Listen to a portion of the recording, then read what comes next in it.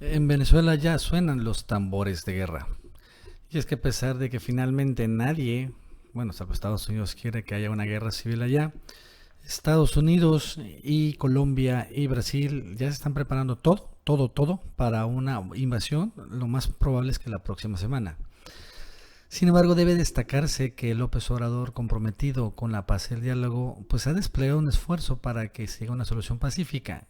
El problema es que, como vamos a ver en este video, tanto Trump como John Bolton, como Mike Pence, como Mike Pompeo en Estados Unidos y el propio Juan Guaidó, finalmente despreciaron a López Obrador, con lo cual todos ellos se preparan para una sangrienta guerra civil que, sin lugar a dudas, va a ser el peor resultado para este país.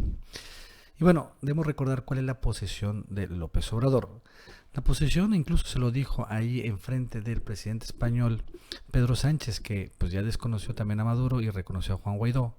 La solución mexicana y de él es un diálogo franco y directo, una resolución pacífica de las controversias. Vamos a escucharlo. En el caso nuestro,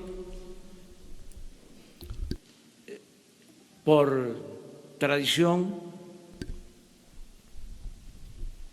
política, la política exterior se ha sustentado en los principios de no intervención, de autodeterminación de los pueblos, de solución pacífica de las controversias, de cooperación para el desarrollo.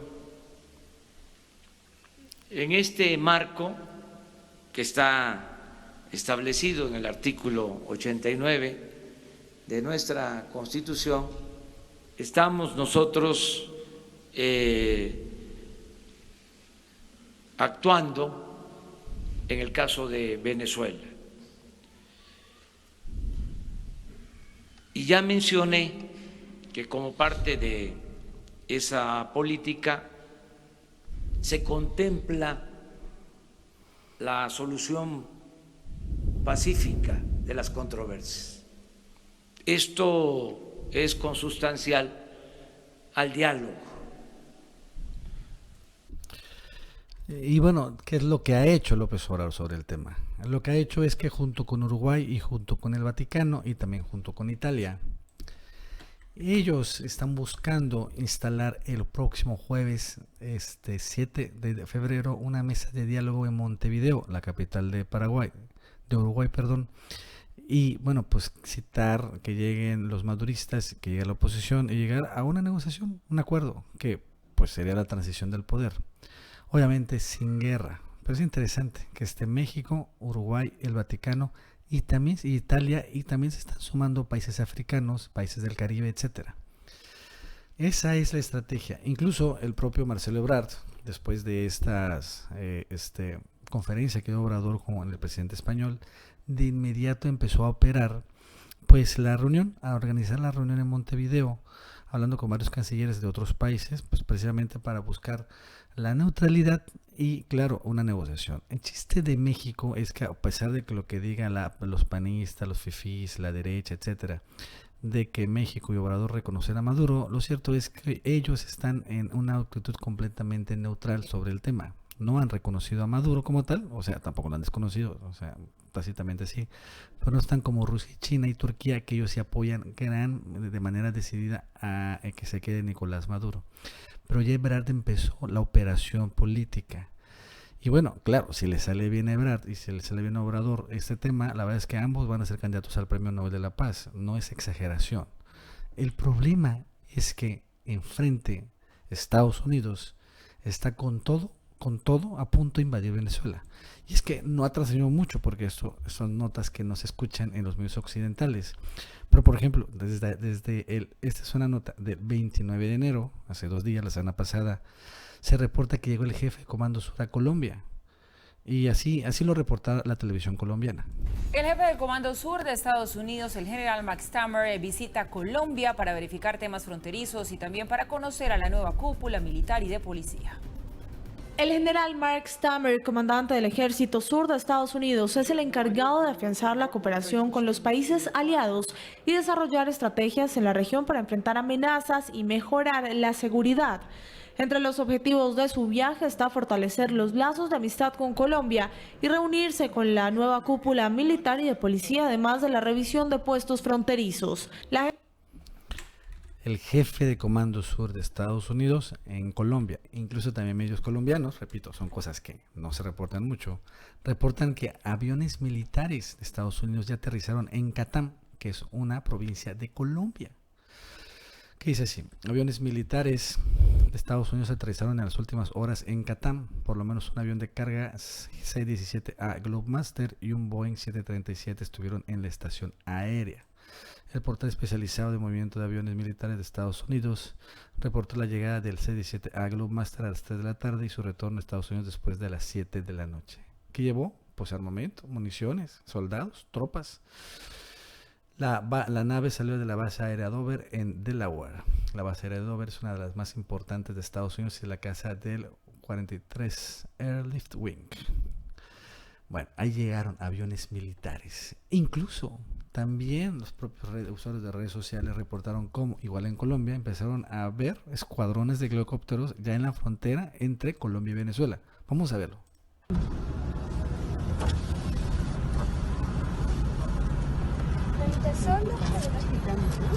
Y hay otros que se cuadran también en las empresas, ya la gente sabe que cada empresa hay un juego cualquier de afuera, no llega y no, bueno, ¿cuánto cobra por descargar ese viaje?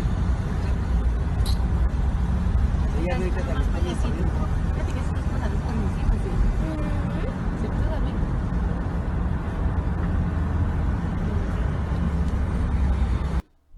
Parecen insectos, ¿no? Y parecen un mundo, son como 20 helicópteros que aparecen ahí en la escena. No solo eso, también otros periodistas allá en Colombia nos reportan igual el despliegue de ejército colombiano en la frontera venezolana. Este es Mike Arias, que señala así, es un reportero, periodista investigativo, buscando la verdad desde Humana Radio y, bueno, dice así, atención, aeropuerto de Cúcuta, sigue el desembarco de tropas en frontera con Venezuela, tropas colombianas.